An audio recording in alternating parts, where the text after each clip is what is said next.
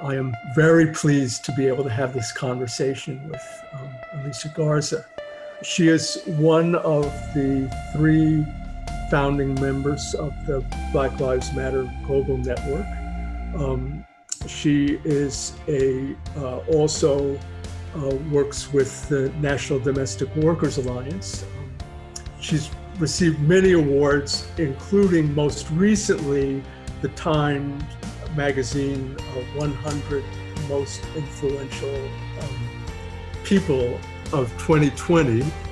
And I want to talk in a moment about a book she's written that I've had the pleasure of being able to read in manuscript. The Purpose of Power, How We Come Together When We Fall Apart. So the next thing I want to just start out with is just to ask you to just talk about how you're feeling, and I'll say how I am, and then we can go on from there.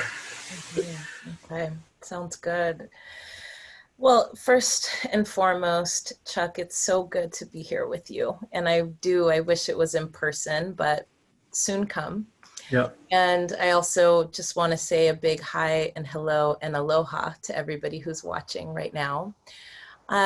In terms of how I'm feeling, I'll just be honest. I mean, today I woke up and I'm counting that as a victory.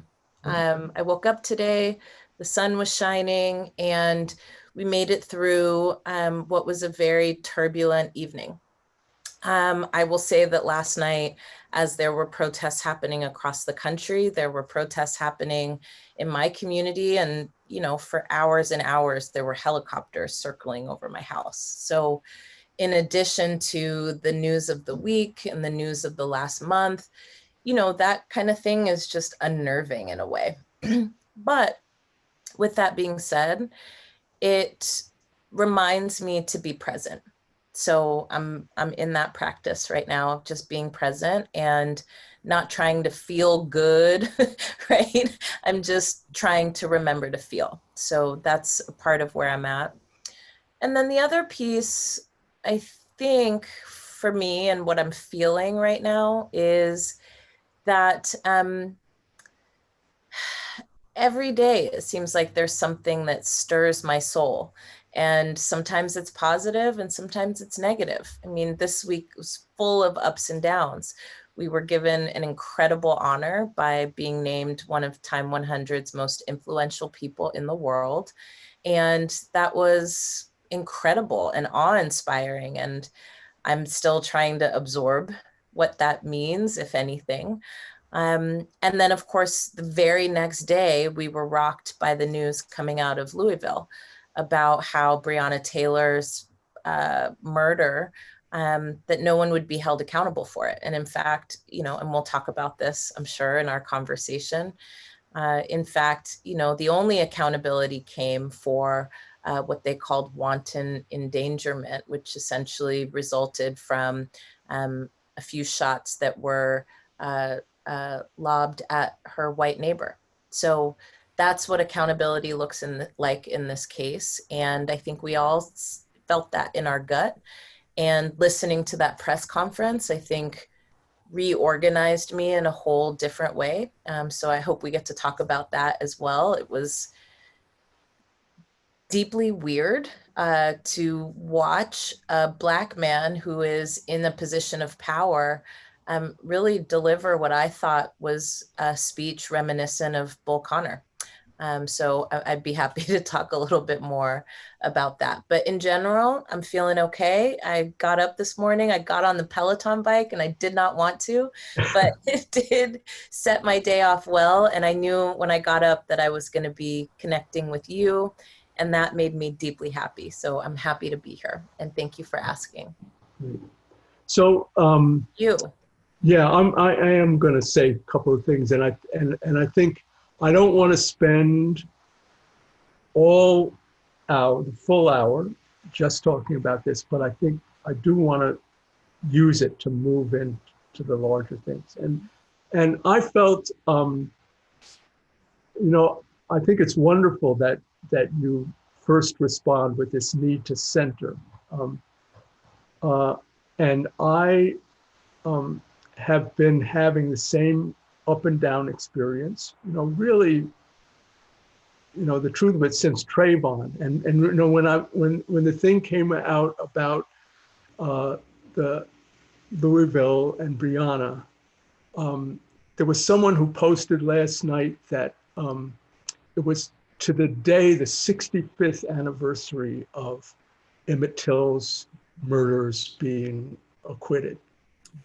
And I'm old enough to have been sitting in my bathroom at 12 years old and reading my parents' Jet magazine and seeing for the first time this picture that Emmett Till's mother put of him in there, at 12 years old. So I feel that there's this way that, every morning, we need to get up this way and center ourselves and figure out how we keep on keeping on here. Right? Mm-hmm. And I think particularly this time, one of the things that struck me about it, which I think is so, is related to your saying that, you got this honor, right? And that this honor was not, I'm sure the way you're feeling about it is that what's so wonderful about it is that it isn't just an honor to you and Patrice and Opal, right? But it's an indication of the impact of the work that you've been part of, that you would be recognized by Time magazine in this way. And so that there is this wonderful work that's being done, and and when people went to the streets last night, I had this combination of feeling, well, that's, we're still out there, we're still responding in this way. But also, quite frankly, of feeling that we always do, and they keep doing this to us, I mean, it doesn't change. And then, and we'll talk a little bit more about this Mr. Cameron, but that also was, as with you, just, sort of like another blow. And you talk about this in your book. And when Maury and I did our book on affirmative action, We Won't Go Back, I had a whole chapter that was called Tokens and Traitors. It was mostly about Justice Thomas, but I felt the same kind of combination of rage and puzzlement at this. But I think I also was feeling, and I want sort of you to respond to this because I think so much of your book is about this. What is it that we do? There were a lot of young people that I saw who were posting, and it was really reminding me of this, 68 when I was younger than you, but the same age as these young people who were posting these things, who were, just saying, burn it down, And this feeling that we're at this place, almost, I kept saying to myself, am I really going to say this right in public? But there was a part of me that felt all the time in my head. Right. There was a part of me that felt like, this was intentional. It so plays into Trump's game book to do this thing that the only way we could respond to was, with the same rage and anger and grief and all of that stuff and feeling of, what's the point? So that's how I'm feeling. And part of what we're talking about today is this question of what your book is about power, right? And organizing for power. Mhm. And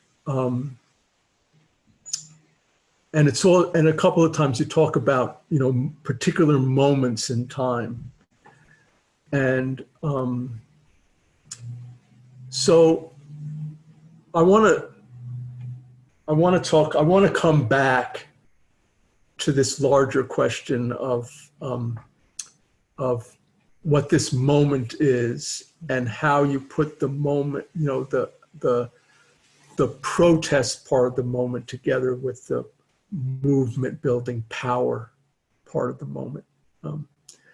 But I want to start where I wanted to start in the beginning, which is that your book is a memoir as well as a handbook on organizing and a political analysis and a social history.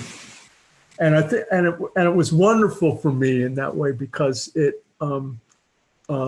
I think I mentioned to you that like Patrice's book, When They Call You a Terrorist, she also uses personal memoir, her own story, to do the same thing, you know, to talk about. And even though you have these two very different stories, I want you to just say something about how the writing of this book and why you did it in the way you did, and even maybe give some examples, go together with what's your larger work, both at Black Futures, with Black Lives Matters Network, sort of how you came to do the book and what it felt like to write it and why you did the way you did.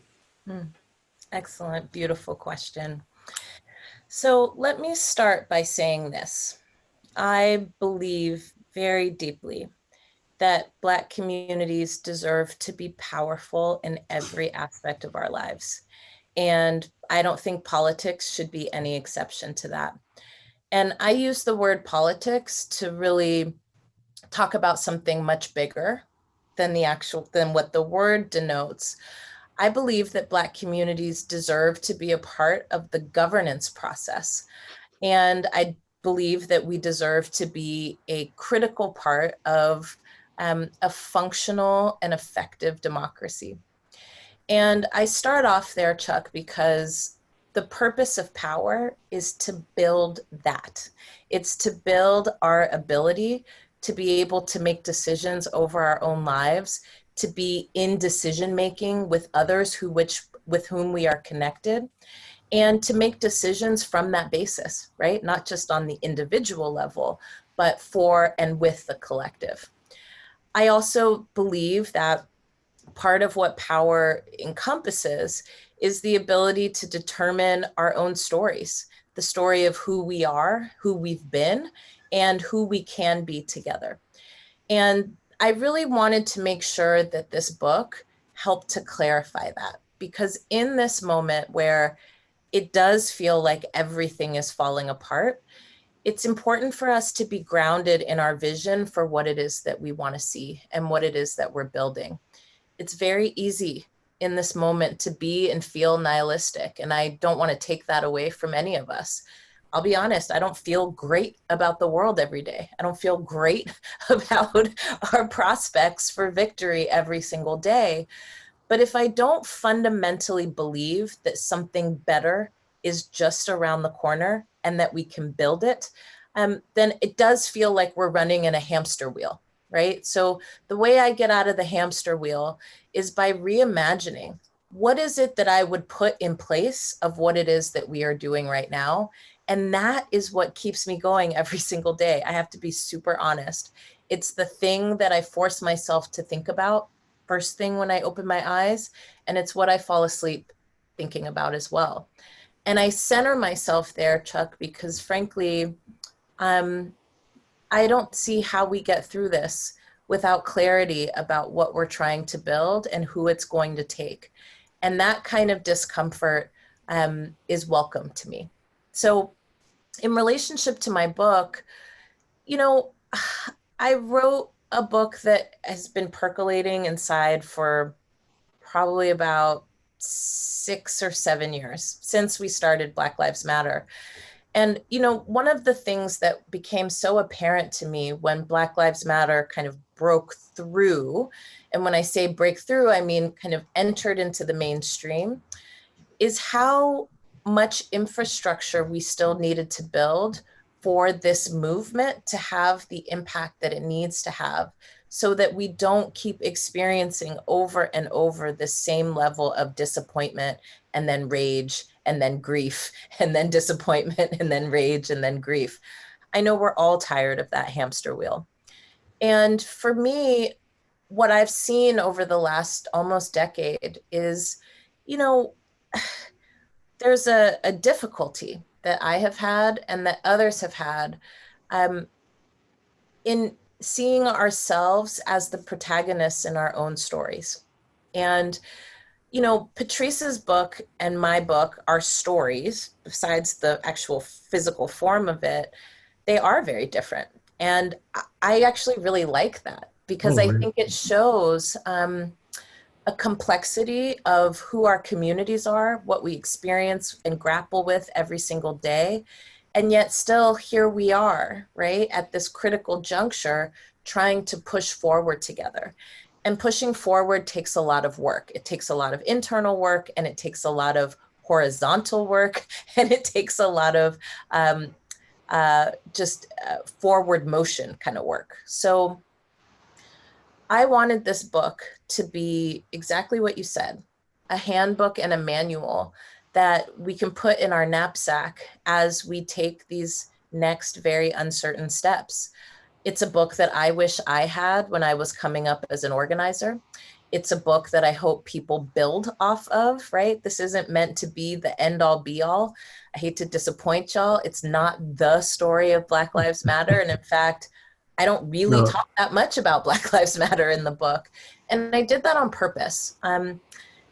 There's not one story of this movement, but we each have a unique story to tell about how we got here and what we want to do about it.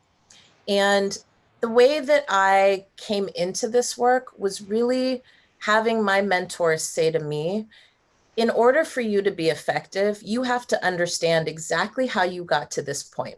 What were the conditions around you that shaped you? How were you yourself shaping conditions, right?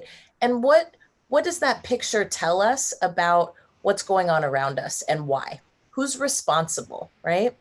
And I think we do that in this book. I talk about kind of my childhood, but I'm 39 years old. I still have a lot of life to live, God willing. But I don't do that to be like, oh, in my 39 years have been so interesting. They really haven't. But I do it so that we have practice, each of us, in not just saying, well, I grew up in this place and my parents were like this, and then I went to this school and then I did this thing. But in the book, I really contextualize my own experiences with what is happening around me. I took some time to really think about the things that shaped me. How did I come to know the things that I know? And I wanted to do that, Chuck, because frankly, I think sometimes with people who we call leaders, we assume, right, that there's some special potion or tonic that people take. We assume that some people are anointed and other people are not. And I really just wanted to break open that's just BS, right? Like literally what catapults anybody into action is a sense that things are deeply unfair, either for yourself or for other people, and that you want that to change. And so I try to tell the story in the first book about how that awakening happened for me. And so, yes, you learn a lot about my mom and, how I learned about feminism was actually very different than what I read about feminism. My mom was a feminist, but she never, ever called herself a feminist, and she never would. She was just somebody who in her life lived a life where women, and Black women in particular, were given a very limited set of choices. And that shaped me as a kid. I remember seeing my mom, feeling and knowing that she was a superhero in my life, but also having the deep sense that there were things preventing her from reaching her wildest dreams. Even as a person who believed she could do anything she wanted, she was super, super clear that there were barriers in front of her. And so she was always creative about how to get around those barriers. I grew up with a deep sense of feeling like it's so unfair that those barriers are there. You deserve the world. You are somebody who gives people the world, so you deserve that too. And it took me a while, and you hear about this in the book, of how to make sense of those barriers for my mom and how they translated into my life. In the book, I talk a lot about how popular culture shaped me. Yes, I have university degrees and I've studied a bunch of theories and I've studied social movements and I'm trained in sociology and anthropology and all of that. But where all this stuff comes alive for me, frankly, is being shaped by MTV, back when MTV was political, like political on the progressive side, and watching music videos where I learned about the fall of the Berlin Wall from Jesus Jones's music video called Right Here, Right Now, which is still one of my favorite songs in the world. I learned about racism and the challenges with the Catholic Church through Madonna's Like a Prayer video. I learned about the AIDS crisis and famine in Sudan. And I learned about all these things through popular culture. And then I would ask, like, well, what is that? And I do more work to try to understand the context around it. So that's some of the book. And then I want people to see that because I want us to all understand that we are being shaped by a powerful movement as we are trying to build a powerful counter movement, and how to make sense of that and how to do it in a way that breaks the story of what we're told, which is that everybody has a hand in their own future, right? To some degree, that's true. But in other degrees, there are things that happen around us that are intentionally shaping us to think, feel, and act in certain ways. So that's part of it. But the other part of the book that I really felt like was important, and this gets to your question about power, is I talk a lot about some of the organizing lessons that I've learned and am unlearning and still learning along the way. And I wanted to put that in the book because I wanted to demystify what it means to make change. I think I hear so often from people who are sick and tired of being sick and tired. They get to a point where they're like, yeah, things are really bad, but somebody else should deal with it. I'm not equipped to deal with it. I have all these barriers that I can't get through myself, and I don't know how to make change. And I wanted to just pull that apart and say, absolutely, you do. And let me just offer you some of the things that are most vulnerable to me about how I have imposter syndrome, right?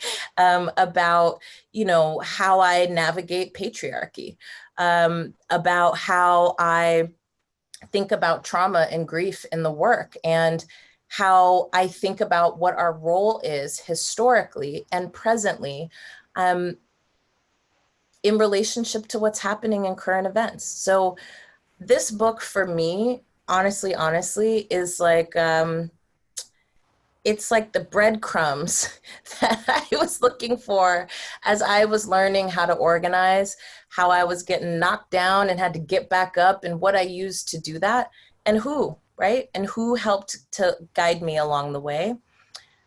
Last thing I want to offer here about this book is that it's really intended for activists, sure.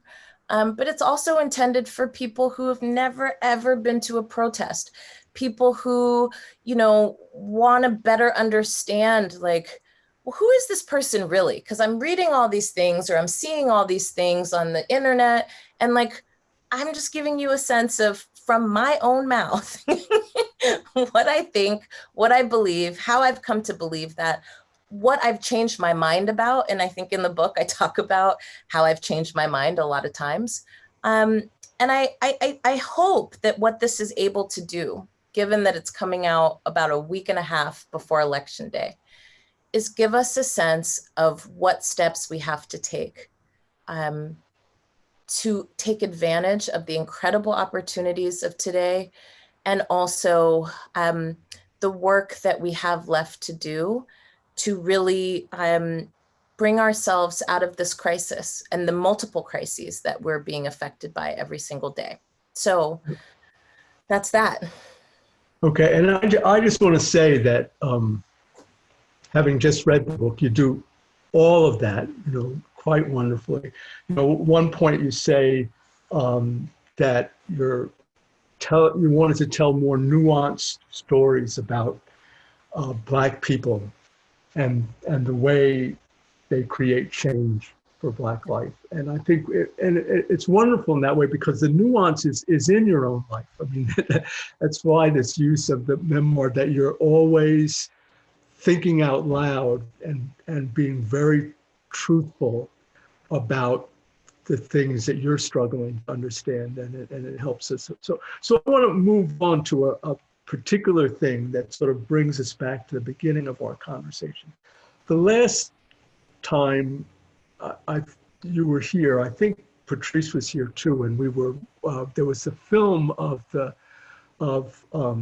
James Baldwin's "I Am Not Your Negro." We saw that, and you guys were on a panel afterward, and I was just blown away.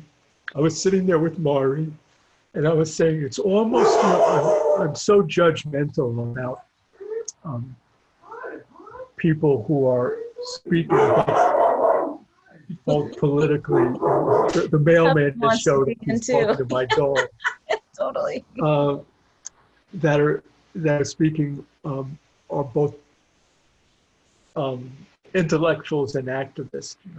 And I just, it was sort of in that question and answer session, I never was nervous when somebody, both the stupid questions and the really thoughtful questions about how you guys were going to answer it, because it was always as if you were seriously working it through for yourself. So the thing that I wanted, in that session, it was right after Trump was elected. It was very shortly after that. And you said that I'm really trying to figure out how we're going to move from what we've been engaged in, which is a struggle against neoliberalism, to a struggle against neo-fascism. And here we are 4 years later. In fact, at this moment where we're having to do both at the same time. And I'm wondering what you've learned in this past 4 years, or what's even happening right immediately now that makes you think about how we go about doing both of these things at the same time. That how we go about engaging in the power that that keeps us from moving to this fascist state where Trump has us, and also emerging from this next election, not just back to Clintonian neoliberalism. And I guess I have a sub question to that, which is, what is it about this particular moment, and this gets us back to where we started, that helps you think about that larger question, that when we sort of wake up in this moment of Trump backlash at the same time that we're trying to say to the Democrats, we're not just asking for the same old nonsense we had before. We really have this vision about where we want to go, and what you feel like you've learned over this period of time, and should inform this moment about how we do both of those things at once. Well, it's a big question. Yeah. I mean, you can just take little parts of it. I can ask several questions. No, I mean, there's so much I want to say about it. So let me start here. and this might be controversial for people, but No. Oh, what's new? So, Scott Nakagawa from the Change Lab wrote an article recently about the rising anti-Asian sentiment that has become a part of this moment and how to make sense of it and what it means for our movements. And one of the things that he said, which has stuck with me in a powerful, profound way, is he said something to the degree of, well, as we were fighting the kind of the ravaging of the state, right, that essentially keeps our communities without the things that we need to live well. That is essentially neoliberalism, right? It's like a very market-based ideology. He said, now we're also in a fight for the state. And we're in a dynamic where right now what is happening is a dissolution of the state. When we look at what people are fearful of in November, I mean, just this week, the president said that he basically, for all intents and purposes, considers elections, right, to be a sham. I don't know about you. Appoint a Supreme Court justice to, uphold what his taking the election. Yeah, I mean, I want to be super clear. If a red flag hasn't been raised for you yet, that should raise a flag to you. Because essentially what he's doing is he's saying, I'm ready to dismantle the way that things are right now, where for all intents and purposes, symbolic or not, you think and feel like you get some kind of say over who gets to represent you. He's saying that whole system is BS. And the reason he's saying that is not because he has some deep critique of neoliberal democracy. It's because he wants to change how power functions. And so for us, we are now in a really unique position of having to fight to preserve, right, this thing that we also need to transform. And that is the thing that I think we haven't fully wrapped our heads around yet. It's the thing that I think probably was rattling around in my spirit when we were talking about this a few years ago, but it was so clearly articulated by Scott that it helped me at least think about what we are doing differently and what we need to be doing differently. I will tell you, last night, I was catching up on some reading, and I came across an article in The Atlantic that essentially was talking about how to prevent a coup. And what I thought was so important about it was that it advocated for a strategy around noncompliance, but it was nuanced in the sense that noncompliance was not abstinence, right? And I think we are still in this tension point in our movements where, because we are so deeply, deeply pained by the misery that these rigged rules cause in our communities and on ourselves and on our bodies, our approach has tended to be, I'm going to just build outside of it, right? I unsubscribe to use a technical term. Yeah. I unsubscribe to this project of American democracy, and I'm just going to build my own thing over here. Well, that's great, and we need to be building alternatives. The challenge is there has to be something functional for those alternatives to become reality. And so I think that the characteristics of this moment is that we have to fight for a foundation that we don't like.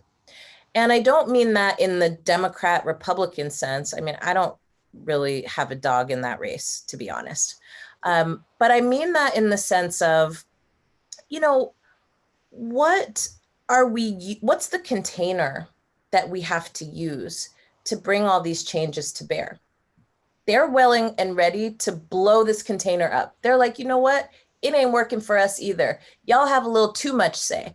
And I'll give you some examples. Number one, this week also, and I'm doing this because I talked about this on my podcast too, where I do these weekly roundups so that we have a sense of how things are progressing. Well, right. So, in the last week and a half, this president launched a full-scale assault on critical race studies. He even announced the development of a 1776 commission. And his core argument here, right, is that the way that we tell history is wrong. And it's causing destruction and chaos. And it's a liberal BLM, Antifa takeover of the world. So that's why we have to intervene, and we have to get rid of critical race studies. We have to stop telling the lie that this nation and the project of nation building was actually founded on genocide and theft and enslavement, right? We have to stop telling that that's not true. Instead, we're going to only tell the stories from the perspectives of the founding fathers. Founding fathers. Okay. Well, there's a lot of problems with that, including it's a fascist project to try and determine, right, that the only story that's going to be told about America as a project is the story of the people who designed it. That story leaves out all of the people who are impacted by it, including indigenous peoples, including Black peoples, including peoples from throughout the Asian diaspora, right? It leaves out all of these important perspectives that actually help us better understand how we got here. So that shouldn't just be a concern for people in academia. It's actually a concern for everybody, right? It's a cementing of the amnesia that has always plagued this nation and kept it from moving forward in any kind of meaningful way. And obviously, I'm sorry. I'm saying that's what the project is. That we're not supposed to tell even the history of the founders. That's right. Truly, right? We're not supposed to say what's really been about. And I think the other real insight that I'm hearing from you here in response to this question is that the idea, that the Trumpsters are trying to, get rid of the state as democracy. Mm-hmm.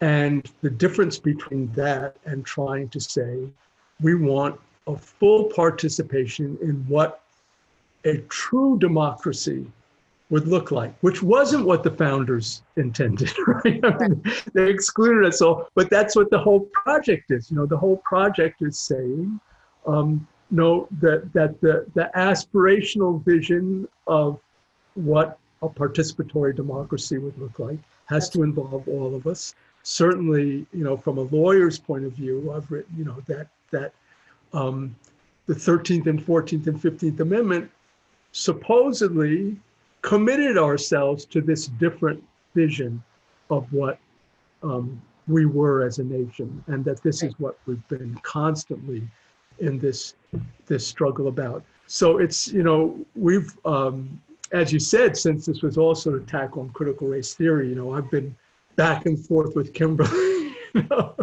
about this over the past several weeks.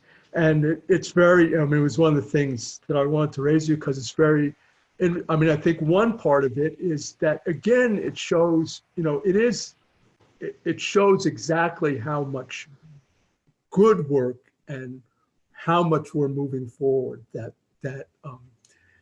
this, people like Black Lives Matter and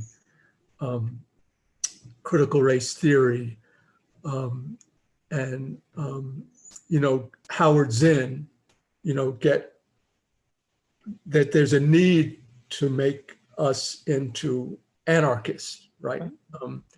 And when actually we're the ones saying, this structure of the state if it actually worked the way you guys claim that it works, rather than what your intentions have always been, is that's exactly, that's what's scary to them, that within the claim structure, that that now the demographics are such that they're on the way out, and that's what all of this is about. That this is all anti-Americanism. But I think that one of the questions that I think sort of follows from this, that I know is a question that you're always responding to, is I want to ask it in the way that people always ask it, which is why Black Lives Matter. But I want to ask it by saying, what do you think is the resistance to Black Lives Matter? Why is it that people, even among the questions that were submitted to today, there was what I thought was a perfectly well-meaning person saying, why not people of color matter? Why does it have to be Black Lives Matter? And so we're getting this resistance, and it's always interesting to me that I don't get this resistance from my Kanaka indigenous friends who are at the center of the sovereignty movement, completely understand why Black Lives Matter. But I'm just wondering what you think is the source of the resistance to centering anti-Blackness, and also what's the source of the resistance to whether the source of resistance to part of it really. So I want to ask this. At one point you say whiteness depends on Blackness to survive. Whiteness as a valued identity would not exist if there wasn't Blackness, right?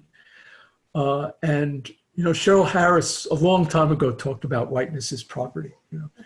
And so I think I want to ask these questions together. Why is there such resistance to that? And what is it that how do we get beyond that in terms of thinking about coalition and popular fronts and all Got of it that? all. Yeah. Okay. I'm glad you asked this question, because one of the things I wanted to say to your last question about the characteristics of the fight right now is that part of what it means to fight for the state at the same time that we fight against the ravages of the state, and at the same time that we fight outside of the state, is because it gives us some clarity about who needs to be brought together in this moment. And I think, in the fight against neoliberalism, I think the characteristics of the coalitions and alliances were very much about uniting all of the people, right, who were against neoliberalism specifically. And, those are united fronts, right? That's an example of, bringing people together who have the closest and clearest level of political alignment, and building the kind of acumen together that allows you to be a strong force. That is important. And now, in a fight for the state, you actually have to include people who are pro-neoliberal. You have to include people who, for all intents and purposes, may have some alignment with the Trump regime, but also deeply believe that, it's important for there to be a democracy, right? That's a popular front where you are uniting people, right? The most amount of people as possible, right? Around a common goal. You need both. But I think For a long time, we've been very focused on building united fronts, and they're very necessary, but it's at the exclusion of what it means to practice building popular fronts, which essentially is one of the hallmarks of organizing. You know, iJen says something that I take with me all the time. She says, organizing is the art of addition, not subtraction. Okay, very basic. So on that very basic point, it forces us to think, who else needs to be united around the fact that we deserve to have a say in the decisions that are impacting our lives? In fact, we deserve to be making those decisions and have a more active part in reshaping and reforming a real democracy, right? That could serve all of us. To get there, we need the widest swath of people possible. And I think to your question around, you know, the Black Lives Matter versus people of color lives matter versus all lives matter, and then there's blue lives matter, and then there's a whole bunch of amalgamations of the thing. I think it's kind of a reflection of what I just talked about. So in general, I think people who sense that there's something wrong with the way that things are right now, also still putting together why it is the way it is, are also deeply looking for a place to enter where they can be a part of a community that is trying to figure this out. And I think what's inherent in that question about why not people of color is that people are really grappling with this question of, well, if I'm not Black, where do I fit, right? If I'm not Black, but maybe I'm a member of a community that is also left out and left behind, where do I fit? And I think it's important for us to answer that question. I think it's the core task. And why is it so hard for people to wrap their heads around saying Black Lives Matter? I have a lot of things to say about that, but I'll keep it short. The first thing is this. I don't actually see a difference between saying Black Lives Matter and people of color lives matter. I prefer Black lives because we are dealing with unique, specific conditions that are impacting Black people. And when I say that whiteness cannot exist without Blackness, what I mean is that, you know, Blackness is the fulcrum around which white supremacy operates. And a fulcrum is just like a joint, right? Like in your hip, right? Like your hip moves around another bone that extends your leg down, right? And without without that hip bone, right, your leg would not be able to function. Well, we should see these various systems as a body. And this body needs its limbs to work, and it needs all the different things to work as one unit. Well, race is one of those limbs. And frankly, the way that race works is that in order for us to concentrate power, we have to create an other. And the other, in this case, is Black. I think, you know, it's often, my response to people who ask this is, you know, you are a Black life. You know? You know, you're Indigenous because you have been constructed by white supremacy around this fulcrum of Blackness, right? Exactly. That this is the larger narrative, positions you along this spectrum of white divide, and it may position you differently. You know, sometimes you may actually be positioned behind Black people, you know, and positioned depending on the very circumstance. So it isn't even a matter of like who's most oppressed. It's a matter of what's the larger paradigm that's shaping all of us. And so that even poor white people, right, are being oppressed under a regime that is about Blackness. Well, let's layer it though a little bit, Chuck, because you know, I agree with that. And I would offer this.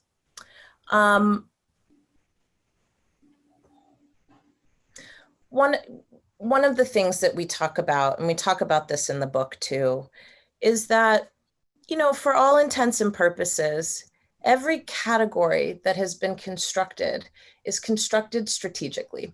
And so in a lot of ways, I think it's important for us to also understand that Black is no better than anything else. We are not in a project of oppression Olympics. Nobody wants to be the most oppressed.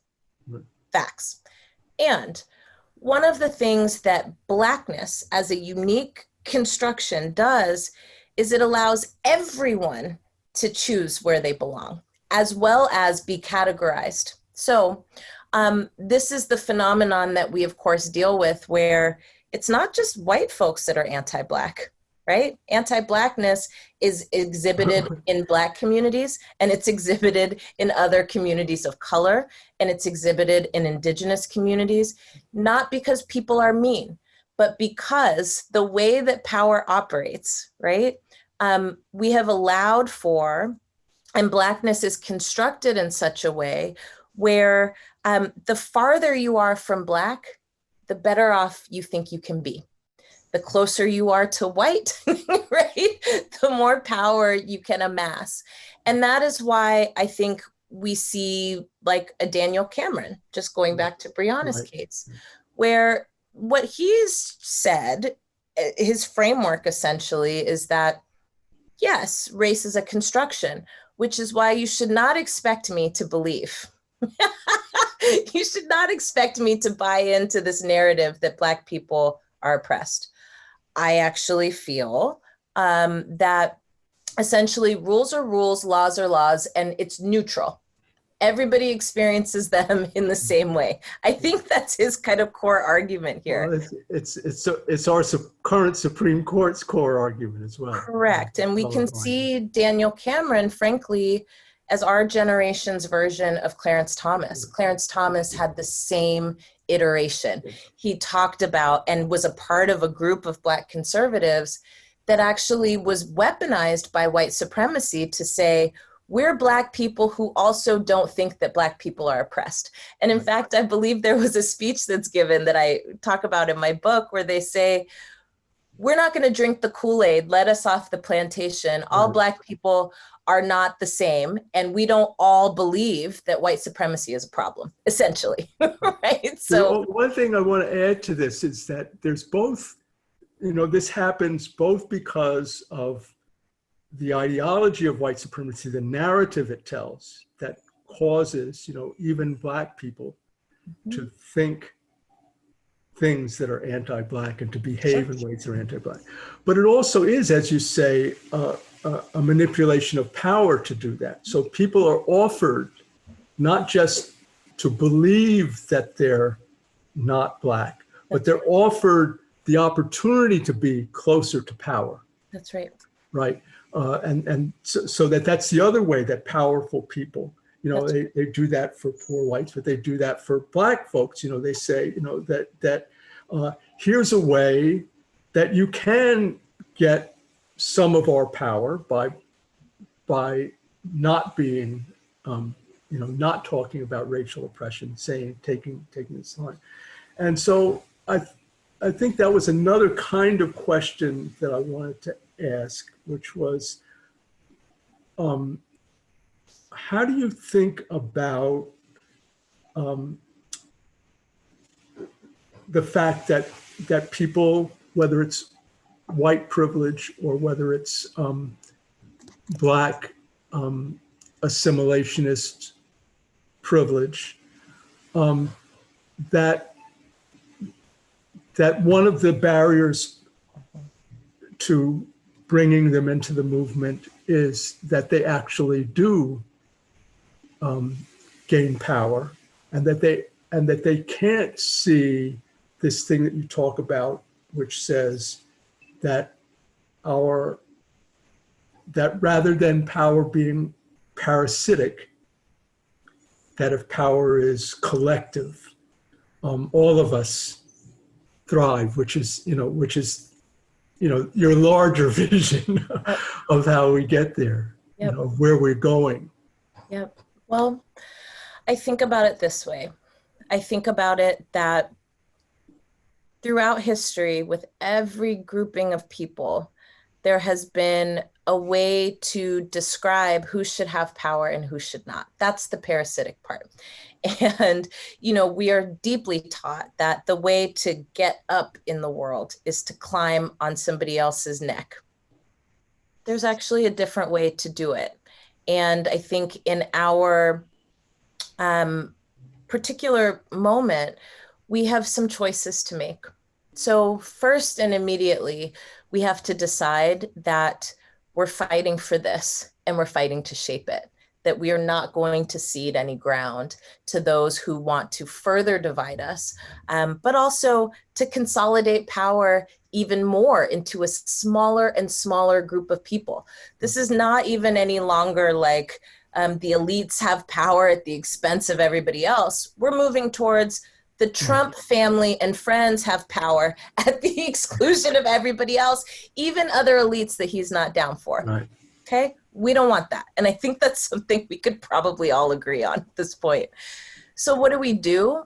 We have to build bigger and stronger. And I'm not going to adopt the Biden campaign Build Back Better thing because I actually hate that slogan. But I will say that we have to be able to show that there's something better on the other side.